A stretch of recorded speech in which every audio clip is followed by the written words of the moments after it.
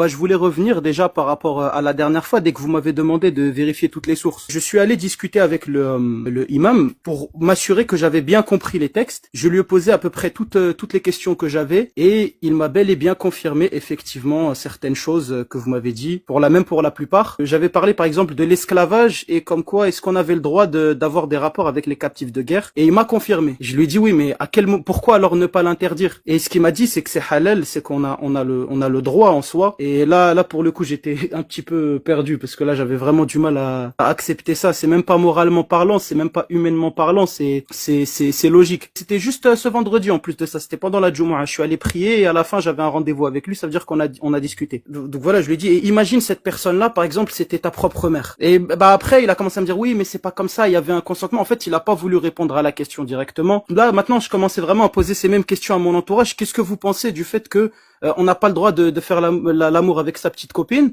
mais par contre, on a le droit d'attraper une femme cachée sous une table que son mari s'est fait tuer sur un champ de bataille et en faire ce qu'on veut. Tout le monde me disait que c'était pas possible. Non, c'est pas dans le Coran, tu as mal compris. Putain, personne n'a répondu à ma question ou personne n'avait le courage de répondre. Et quand je parlais pas du Coran et que je disais cet exemple-là sans mentionner l'islam, tout le monde me disait mais non, c'est pas normal. Et quand je lui disais que c'était dans le Coran, ils arrêtaient pas de me dire oui, mais c'est parce qu'avant il y avait un contexte. À quel moment ça a une logique? Et ça, c'est autorisé par le prophète, c'est autorisé par Allah. Et comment est-ce que moi j'ai pu perdre autant de temps dans ma vie à apprendre autant de sourates par cœur sans avoir jamais compris? Et c'est que maintenant quand je comprends que je me rends compte à quel point c'est inhumain. Parce que moi je suis quelqu'un je voulais être hafid à la base, c'est-à-dire apprendre le Coran par cœur, c'était dans mon objectif religieux, spirituel. Le Ramadan dernier, j'étais justement à la Mecque, j'ai fait ma Umrah pendant le Ramadan, j'ai commencé à vraiment poser des questions sans avoir peur de poser les questions, et on m'interdit de poser des questions. En quelque sorte, on me dit oui, mais c'est pas ça, c'est des choses tu peux pas savoir, cherche pas, tu cherches trop.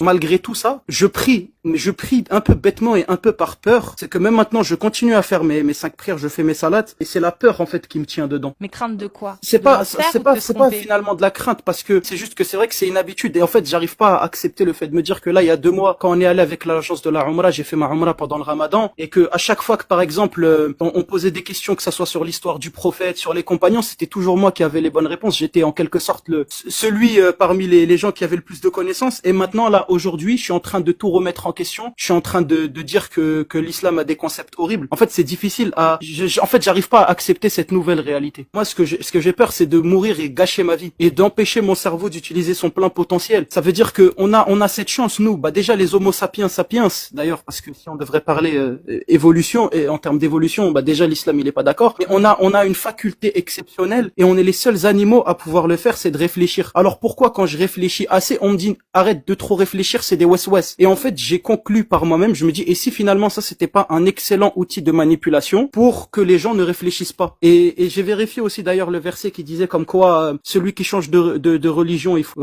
finir avec lui. Pendant l'époque de la Seconde Guerre mondiale ou de la guerre froide, ils auraient fait la même chose, les grands tyrans de cette époque. Ils auraient éteint les opposants. Oui, alors pourquoi si c'est la vérité, on l'accepte pas? Et aussi je me suis renseigné sur autre chose, et ça dès que j'ai su ça, je me dis mais les gens réveillez-vous. Ça y est, je ne peux plus dire que le Coran est divin, parce que déjà il a été compilé presque 50 ans après la mort du prophète. Déjà il y a un problème par Uthman. Il faut préciser aussi que ça c'est même dans la tradition islamique, vous pouvez même vérifier, c'est même pas une source forcément extérieure qui dit comme quoi il y avait d'autres versions du Coran qui avaient été compilées, et que Uthman, qui était le calife à cette époque, il a demandé à ce qu'on brûle les autres versions et qu'on garde la sienne. Donc déjà il y a un énorme problème, et à partir du moment où il y a eu ça dans l'histoire et que c'est validé par la tradition islamique en elle-même, il y a un truc qui s'appelle le cerveau, on l'utilise, on se dit qu'il y a un problème. Pourquoi avoir brûlé les autres versions? Lui c'était pas un prophète, c'était un calife. Ça veut dire qu'il avait sûrement des objectifs politiques. Alors pourquoi autant sacraliser quelque chose qui a sûrement servi pour manipuler les peuples? L'islam, je le connaissais par des paroles d'imams de la mosquée ou des gens qui soi-disant avaient plus de science que moi. Mais je suis jamais allé chercher par moi-même. Et à chaque fois que j'allais chercher par moi-même, on me disait oui mais tu n'as pas la science pour comprendre. Alors c'est que depuis récemment que j'ai compris que oui il y en a qui ont la science, ils ont étudié le Coran toute leur vie. Je vais écouter écoutez ce qu'ils disent. Sinon, c'est quoi? C'est un truc sectaire, c'est un truc,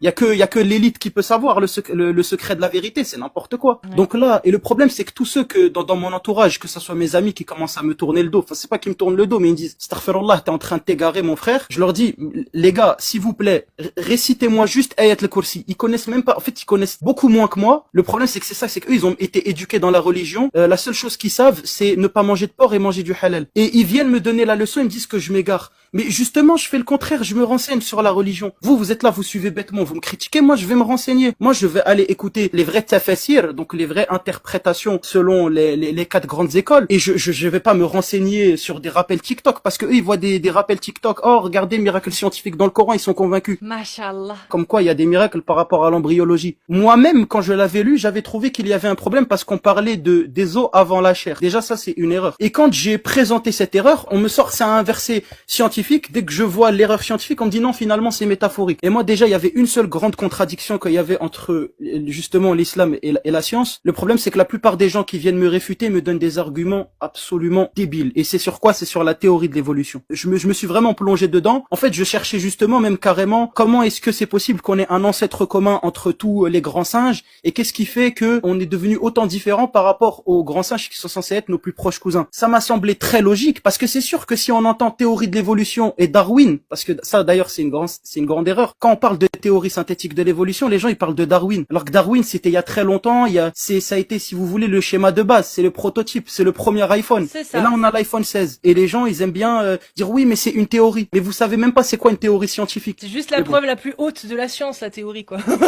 Justement, mais là on en est arrivé à là et il vient il me dit que oui la théorie de l'évolution il faut le prouver déjà.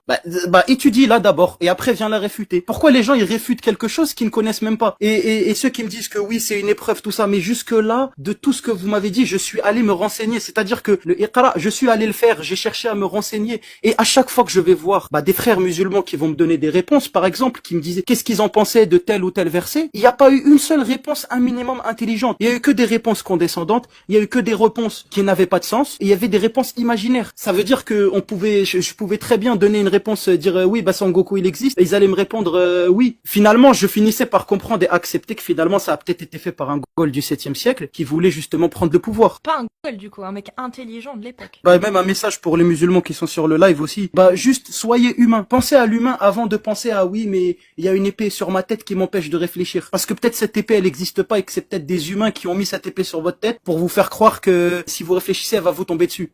Non, c'est peut-être quelqu'un qui tient cette épée, justement, un humain derrière qui veut vous manipuler. Parce que finalement, c'est ce même être humain, pour quelqu'un, un prophète, un messager envoyé de Dieu pour apporter la paix et la vérité dans le monde, il a fini avec 13 femmes et des esclaves, avec des territoires monstrueux, avec une armée gigantesque, avec comment on appelle ça, les impôts qui revenaient à lui. Et il a bien profité de cette dunya quand même, hein. Il a bien consommé la dunya, l'homme parfait.